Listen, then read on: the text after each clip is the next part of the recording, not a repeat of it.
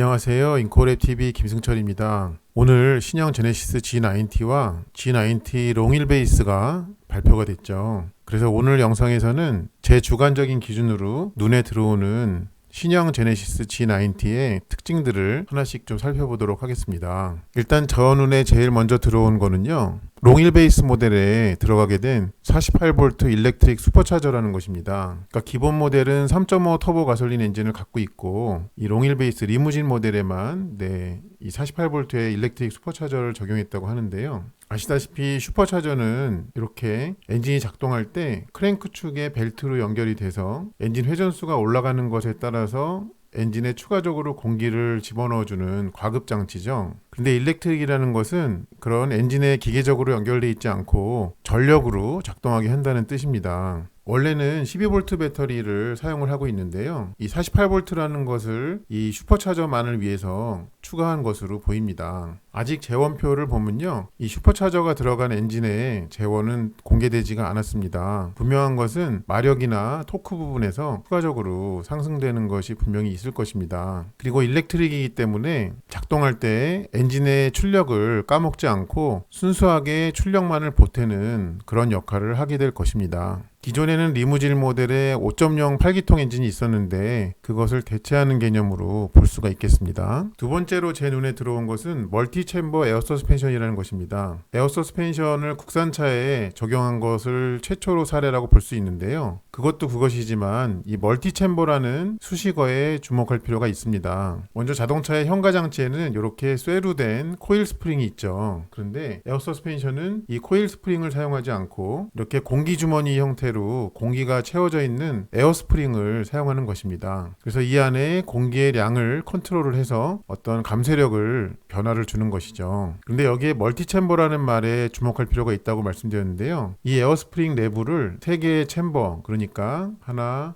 둘, 셋 이런 식으로 섹션을 나누어 놓은 것입니다. 그 각각을 컨트롤해서 작동을 하기 때문에 감쇄력이 변화되는 것을 좀 더 세밀하게 할 수가 있고, 또한 감쇄력에 변화되는 시간도 훨씬 단축할 수가 있겠죠. 그래서 신형 제네시스 G90는 에어 서스펜션을 처음으로 적용한 것뿐만 아니라 멀티 챔버 방식을 썼다는 것이 일단 주목할 만하고요. 그리고 또 눈에 띄는 것은 그것을 이제 프리뷰 기능과 좀 연동해 가지고 구현했다는 점이 있습니다. 그래서 내비게이션 데이터나 아니면은 전방 카메라를 활용을 해 가지고 이렇게 앞에 놓여 있는 과속 방지턱을 이제 대비를 해서 미리 앞에 차고를 조절을 한다든지 감쇄력을 미리 변환시켜 놓는다든지 하는 그런 것들이 있습니다. 또한 비포장도로를 갈 때에도 앞과 뒤의 서스펜션 높이를 25mm 올려준다고 하는군요. 또 그 다음에 주목해봐야 할 것이 바로 능동형 후륜 조향입니다. 그야말로 뒷바퀴 조향인데요. 이 뒷바퀴 조향은요, 주행 속도에 따라서 앞바퀴가 꺾인 방향과 반대 방향으로 꺾이기도 하고요. 지금 이 이미지에서 보는 것은 반대 방향으로 꺾인 거죠. 이렇게 하면 회전 반경이 줄어들겠죠. 아니면은 중고속 주행에서는 같은 방향으로 꺾어서 좀 더 선의 안정성을 높인다고 얘기를 하고 있습니다. 참고로 반대 방향으로 꺾이는 각도는 최대 4도까지 꺾인다고 하고요.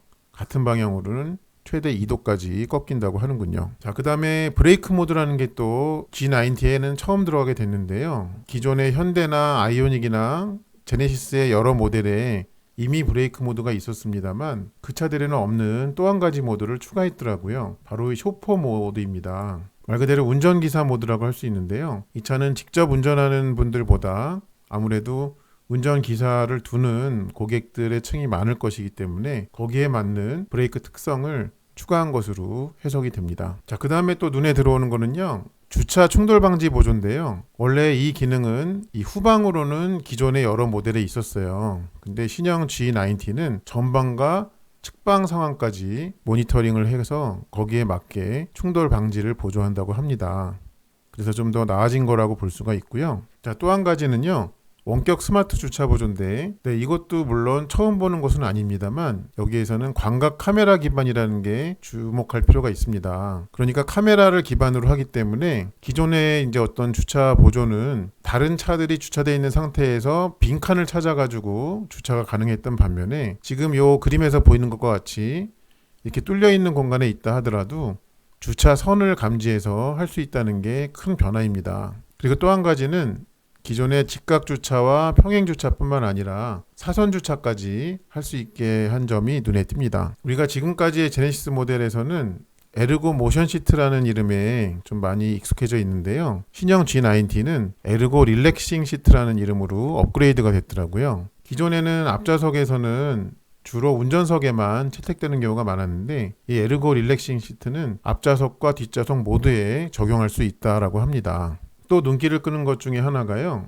이지 클로즈 시스템이라는 게 있더라고요. 그래서 도어를 닫을 때 팔을 당겨가지고 이렇게 힘을 주어서 닫을 필요가 없게 버튼으로 간편하게 도어를 닫을 수 있게 한 기능이라고 합니다. 해외 고급차에서 볼 수 있던 기능인데요. 이것을 또 어떻게 재해석해서 응용 적용을 했을지 매우 궁금한 부분입니다. 그리고 이 직접식 그립 감지 시스템이라는 것을 또 주목할 필요가 있습니다. 특히 운전하고 갈 때 기존까지의 현대나 제네시스의 조향 보조는 이 핸들에 걸리는 운전자의 손이 돌리는 힘의 크기로 감지를 해서 작동을 했었는데요. 이제는 그렇게 하지 않고 이 스티어링 휠에 닿는 손의 면적에 따라서 그 전류를 측정해서 감지를 한다고 합니다. 그런 덕택에 기존보다는 더욱더 자연스러운 그런 동작이 가능해졌을 것입니다. 신형 G90에는 뱅 앤 올룹슨의 오디오가 기본으로 들어가 있더라고요. 그래서 가격표를 이렇게 보면요. 일단 15개의 스피커를 쓰는 오디오가 기본이고 그 다음에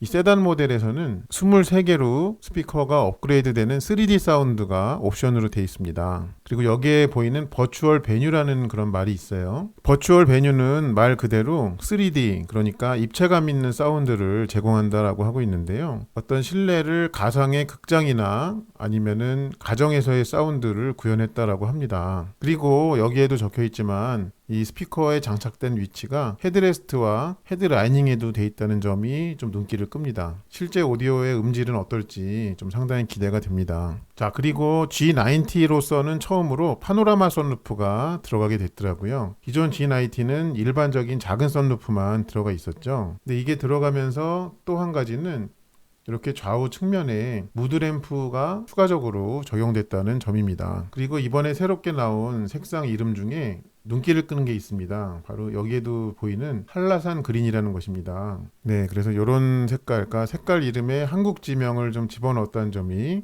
재미있게 느껴집니다.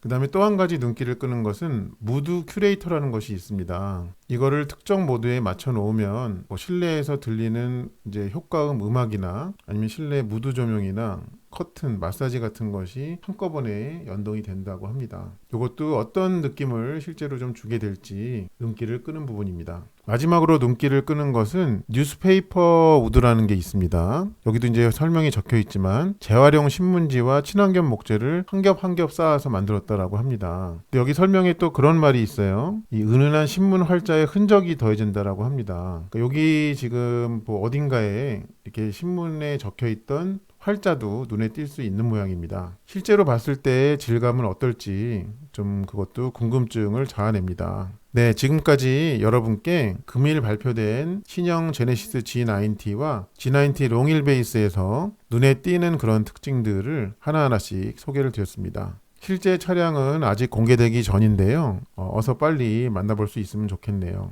지금까지 시청해 주셔서 감사드립니다.